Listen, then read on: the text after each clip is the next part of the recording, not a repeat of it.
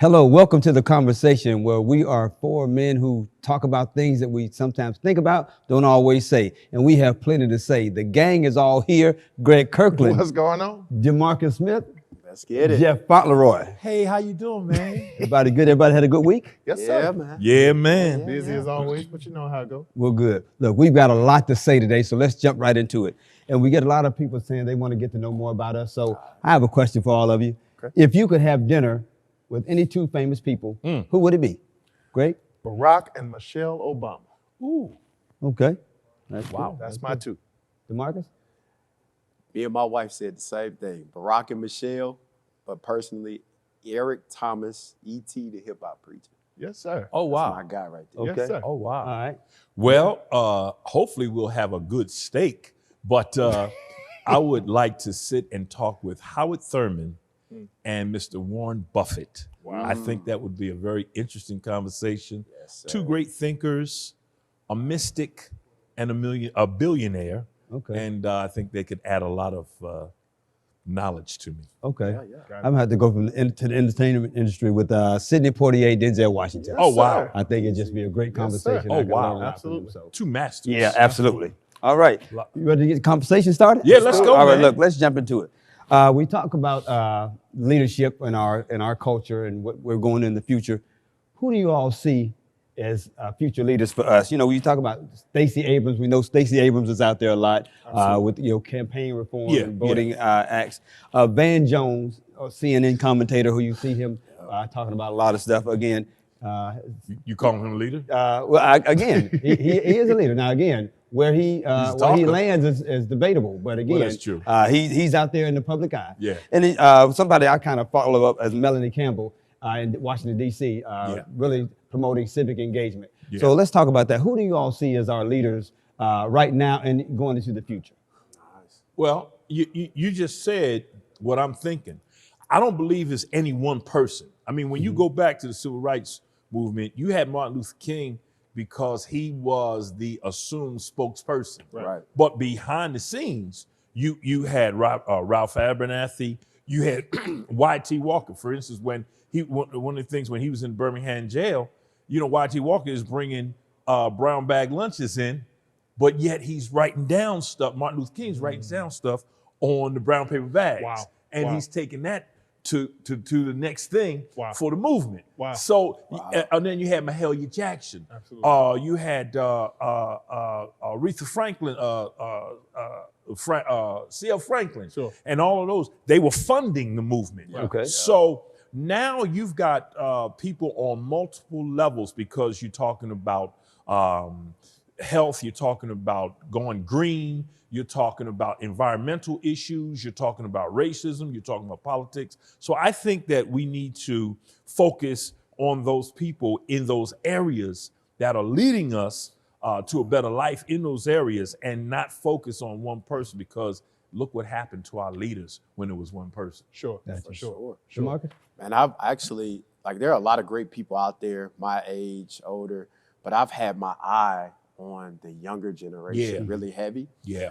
And so you've got names like a young man by the name of King Nye. Yeah. You've got a young, this kid is about to be a millionaire in the clothing industry, Trey Brown. Yeah. He has Spurgo, Marley Diaz, Marseille Martin, who's an actress, producer, and even a young lady that I've had the honor and privilege of meeting, I'm talking about kindergartner, named Jalea Webb. All of these younger students have had access, way more access than we've had. Yeah. So you've got them sitting with the greats, learning from the greats and actually applying it now at their youth. So, the future is bright if they stay in their space or their arena, or they continue to grow and expound in it. So I believe, just watching that generation right now, man, I believe we're in great hands. I agree real quick. If I could throw this in, you mentioned about these young people. I'm wearing a shoe from a young kid that wants to do some activism. Nice. A young brother, That's 16 it. years old, Enzo Footwear. Wow. There it is. I'm wearing it right now. Nice. And I want to support that because this young man, 16 years old, doing some Wow. dynamic things out there. Wow. So Yes, that's sir. what I mean by that I love multiple, it. multiple things. Great. I think that from my aspect of it, if I had to think of a leader, aside from as what you spoke of, those who we talk about in previous years of like the Dr. King and the Malcolm X who actually had the platform to stand up and speak on our behalf, I don't necessarily see that, but what I do see is, for example, like from a social media standpoint, I love to follow people like D.L. Hughley, and I love Sean King, and even Killer Mike, and people like that. But from an entertainment standpoint, I think about people like Issa Rae, who use their platform to bring awareness in an entertaining way. Yes, you understand what I'm saying? So it's like the underlying tones of some of the episodes and some of the shows and the clothing lines that they wear and things of that sort that just bring awareness to the struggle of us as Black people. So I appreciate platforms like Blackish, things of that sort that tell our story in a way that America can sit and watch it.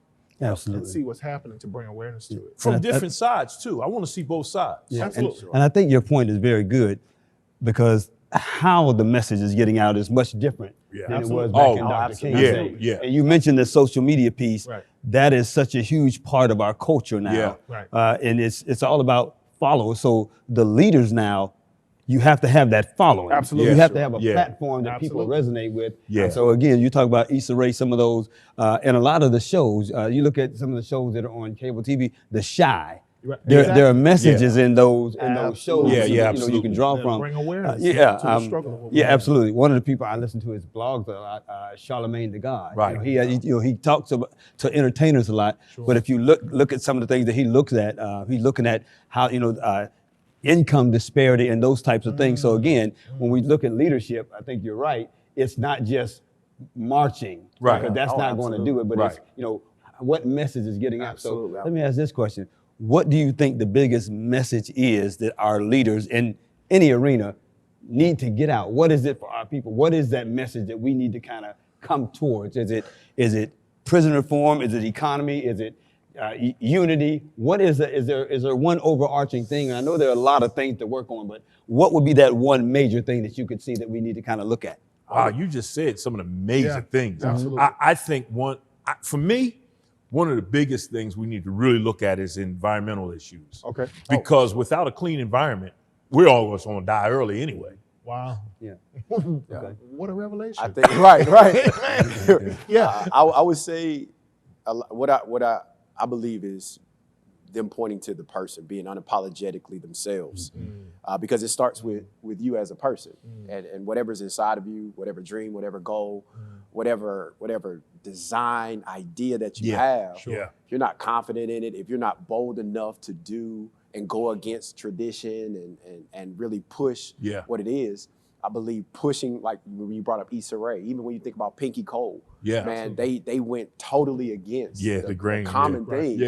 But because they were bold enough to put themselves out there, man, they speak in volumes to audiences and people that were afraid to even get that out. You know what I'm saying? So I believe focusing on the individual, the person that you're talking directly through that screen, man. And I think economic empowerment, is so important as a people and as a culture in learning how to support one another. If there's one thing that we could grow on as a people is support.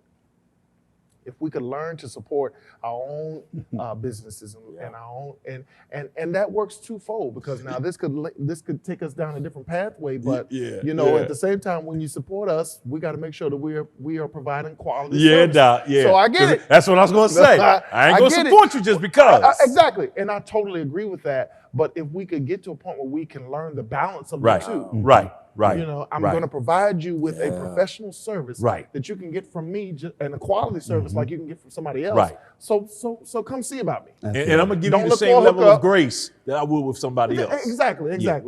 But don't come looking for a hookup. Don't come looking for, you understand what I'm saying? Absolutely. Support me in the way, if we can learn to do that and have economic empowerment within one another, and we know from a spiritual aspect of it that the Bible says money answers all things. So with that, if we could learn that as a community, that if we put our dollars, and our money into practice, it'll really make a whole difference. And I think one of the things that bothers me is you get leaders that are trying to do their best in whatever arena they specialize in, and we seem to have a pocket of people who look for the flaws Yeah. in the leaders. Absolutely. Yeah. You know, yeah. as if we all don't have the flaws, Absolutely. no Yeah, see, matter what that that's flaw big, is. Ron. But you're trying to, you have a leader that's trying to bring us up, and then you got Absolutely. people. Well, let me point out this flaw. It happens all over. Yeah. And as we go back to the social media conversation, that's this cancel culture. Yeah. That we have now embraced and adopted. Everything is cancel culture. So Yeah. is everybody has to have a vice. How dare you tell me about myself and how to make myself better when I know you ain't always. And so Absolutely. what happens is you have the people that pick apart the leader and they pick apart the person that has the platform because they'd rather show their flaws and their downfalls so that you don't. You can't tell me what to do That's right. because of what you got going on. Well, see, that's the difference now. Before, you had more support and more respect, I think, for the person. Right. And that's a good point that you bring up, because sometimes the message gets messed up because we focus so much on the person. messenger. Absolutely. You understand? And then we Absolutely. focus on that, and then the message Absolutely. gets blurred. Absolutely. And then other people on the other side exploit it. Absolutely. Because once they see us talking about that person, that gives them the green light That's to great. go in and Absolutely. say, well, their own That's don't great. like them. Look at this. So Yeah. so we've got to be respectful, and we got to teach that. That's great. But because of this cancel culture and sir. social media is being so easily to sit behind a computer and man. spew out hate and Oh, disrespect.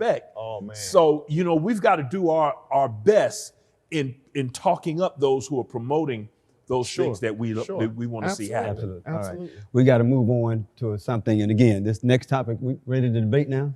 Yeah. Oh, All we right. weren't debating again? We were talking. You make We're me going to nervous. debate Okay. now. Okay. And we've got a good one. Let's talk about racism Oh, Lord. in America, okay? Oh, Lord. Are we better off than we were in the civil rights era? If so, how? And what are some other cultures afraid of with us? And what do we need to do with the people? So racism. I heard Mitch McConnell talking about reparations a couple of years ago, saying that he didn't agree with reparations because none of the people that were responsible for slavery are still alive today. Oh, man. Which again, we'll give you that. That's just common. No, that's just, no, that's just, I don't agree with that. No, he means literally alive. Nobody's physically alive. They all- Okay, they all okay. gone. Yeah, nobody's physically alive. They're all gone. Amazing. Again, the ideology and the rules and all of that are still active. I disagree with that too. And now so, I did the math. again, well, if you know somebody who owns slaves and they're still living, invite them on the show. I'm just saying. So that we let's know talk of. about it. Racism. Greg, you lead us off. What do you think? To be honest with you, my thought process is that the more things change, the more they stay the same.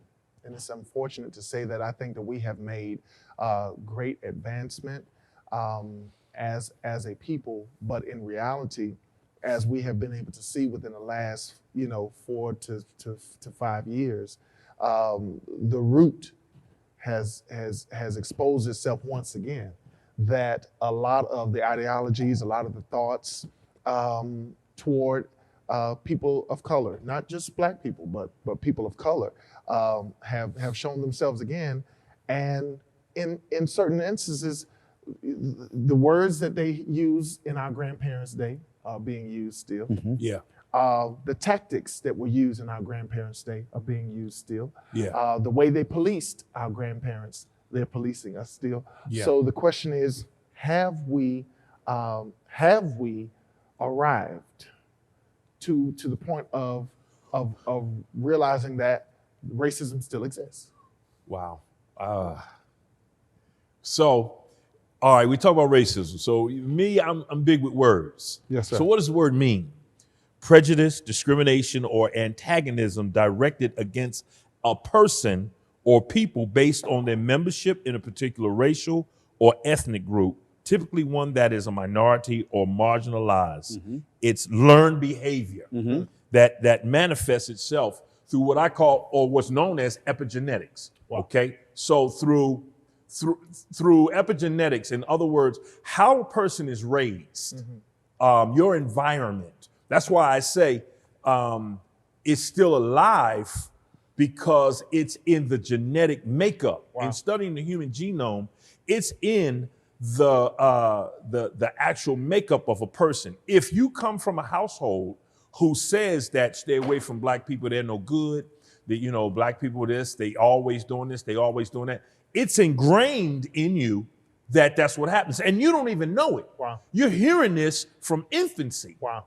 So there's something around your DNA, the epi, where it goes around it, and it tells the DNA how to respond. Wow. So now you have somebody who is against black people or marginalized people, and really they don't even know. It's just what they learn. It's a learned behavior.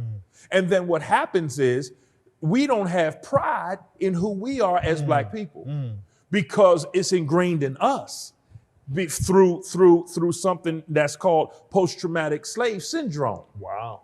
That we don't get help with. Wow. Because it's been ingrained in us over the years through our parents that we're nobody, we're less than. So that's in us. Wow. So there's things that we've got to get out of us. That's why therapy is a good thing. And it's okay to be proud to be black. Listen, Italians talk about their heritage. Absolutely. With no problem. Absolutely. People of Hispanic nature talk about it with no problem. Irish talk about, we want to talk about Africa, but we think, oh, Africa's this, Africa's that. I'm not from Africa. Listen, I come from Africa and I'm okay with it. Yeah. I'm all right. I love being black. I am 100% pro-black, but I'm not anti-white. And that's where we have to make people understand and educate. I'm okay being with my people. Yeah. But that doesn't mean I'm not all right being with you. Absolutely. Okay, so bring So that it's a to culture now. thing. Bring that to now about racism now. You gave us a good history lesson. Okay. So now bring it to okay. Bring it to now. Does it exist? Absolutely. Okay. Absolutely. But it exists in different levels. It's on the board level now. It's in politics. It's in legislation. It's coded. So where have we? Let me ask this question, DeMarcus. Where have we made progress? What do you think? Where have we made progress? Honestly, That's a scary question. it is. Honestly, Wow. I believe there's been progress, but there hasn't been. And I say that because even when you think about just the concept of racism and what these gentlemen have talked about, the good part is we know that we've made advancements. The also great part about it is it's more exposed than it's ever been before because people have cameras. People are from older generations to students recording in classrooms. Right. Yeah. Recording, things that are happening between police officers and people going into stores, et cetera. So the exposure is there. That's a great advancement because now it's on display. Absolutely. The world gets to see it. Yeah. We haven't made an advancement because we're still numb to it. And we still, it's a height awareness and everybody's just amped up for a day, 2 days, a week. Yeah. And then the numbness comes in and we just kind of Yeah. move Yeah. on. Yeah. And so I think today, man, it's like taking 5 steps forward and then an incident happens and we get punched 10 steps back. And we've got to keep restarting and reinventing, ways to attack it or bring recognition to it. But even to your part, racism, the idea, has even advanced. Yeah. Because it's more than just a word. It's more than just physical. It's emotion. It's been engraved in It's a society, in Yeah. systems. Yeah. And I mean, and it's not, this is the sad part, it's not always necessarily a white on black. Right. Right. Because even absolutely. for the black community, Absolutely. we can be our own worst Absolutely. enemies. Oh, it's classism. You know what I'm saying? Absolutely. So Classism is in there. And I think one of the things Donald Trump doesn't know that he helped make us more aware, but he did by the divisiveness that he created. Oh, yeah. Because I think before that, we kind of got lulled to sleep. Yeah. Because you didn't see people marching in mass numbers like they did against black lives, black movements and different things. Right. Talking about all the different advancements. Right. They were not openly marching against that. Right. Right. But after he get in office, now again people feel real comfortable. Right. oh yeah, he Oh, yeah. empowered. Right. He empowered absolutely. people to not hide anymore. So what it did was it made it, so we thought it was kind of gone or better because we didn't hear people Oh, for saying sure. But the the exposure. N-word and all that. Yeah. But it was still there. It Absolutely. was, and I think it's worse when it's hidden, because if you don't know something is there, you kind of, like you said, you get a meal, you think, okay, I'm relaxed. Okay, Sure. they don't call me the N-word, so I'm good when I walk in this room. But you don't know what's working behind the scenes. Right. And see, even to that point, Ron, it goes back to what we were talking about with the conversation about leaders. You know, who are our modern day leaders? In my opinion, you're right. So with a president like President Trump, he exposed it, which raised an awareness and woke up. Now they use the terminology stay woke, right? They say stay woke, but I think that it woke up a lot of people, because I always use as an example, my daughters are 15 and 16, right? When my daughters came into the world, there was a black president, right? You know, not long after they came into the world, 2 or 3 years after they came into the world, so all they knew was a black president. Right. They knew black athletes and black entertainers, and so they see black people living well and in great subdivisions and driving nice cars, and so to an extent they came into this world not having or understanding the struggle of them before them, because they saw the arrival. You see? So now with a president like Donald Trump who exposed racism, it woke up a generation that now is able to see things are really similar to the way they were back in the day. But you bring up a good point. Even our children, because same scenario for my children. My youngest son born, right before that, so he's only a few years old when President Obama came in office. But even still, he's a teenager now. He still has not had the experience. So to him, everything is still nothing in his life economically has changed. So again, to your point, you don't see that, and by the time they see it, it's like, where did this? Where did this come from? I'm not used to this. Absolutely. So a good point is education. We've got to educate our children and make sure we can't depend on everybody else to teach them. That's one and both of you bring up a great point, because my children are grown now, but they did experience that. But early on, they went to Martin Luther King School. So they got Black history. And then they got it at home too, because I taught them about their history so that they would know what they come from. And then we moved to Florida, and we moved to an area when they went to a high school, and it was boom. So they understood it. But they understood what it was, and they understood how to react to it, because they knew that they were better than that. So they realized that the person who were calling them names and saying the things that they were saying was less than. So, but the other part of that was they grew up in a kind of better, a good neighborhood. So they didn't see that kind of struggle. But yet they had friends that we exposed them to. The other part of that was, like even now, growing up, it was a United Nations of friendship with them. Their friends were, because I never taught hate. Even though I'm teaching who you are, self-love. I'm teaching you where you come from. And that's no better than anybody else, but you are a good person.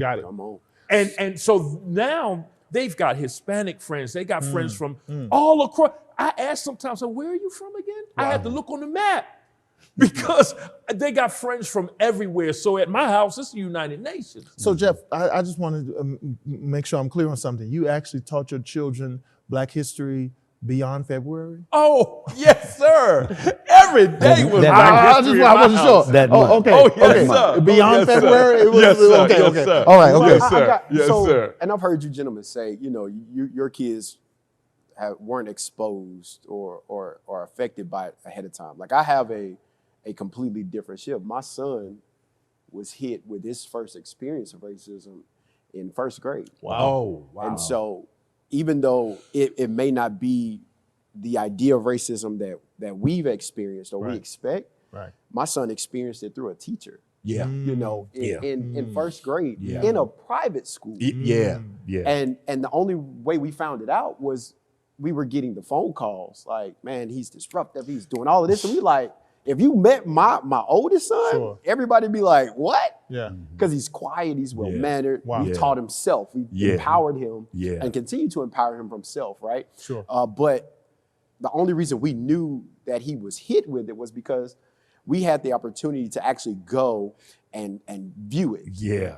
And so standing there, you're watching all the different kids, no matter what color they were, but he was the spot. Yeah. And so I'm sitting there writing stuff down, I'm recording. Yeah. And so I meet with the headmaster or the person of the school, and I'm just like, so tell me how a kid who everybody around here says well-mannered, very respectful, is just this disruptive student. Wow.